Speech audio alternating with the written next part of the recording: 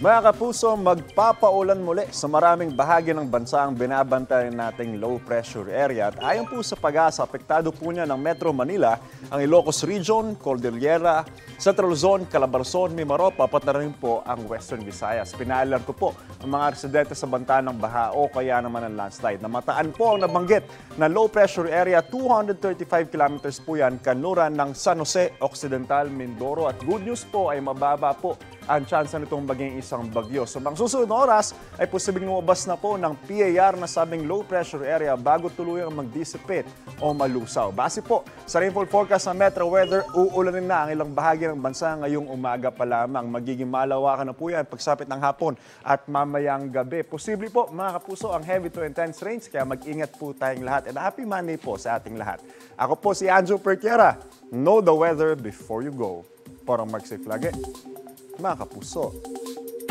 Kapuso, huwag magpapahuli sa latest news and updates. Mag-iuna ka sa balita at mag-subscribe sa YouTube channel ng GMA Integrated News.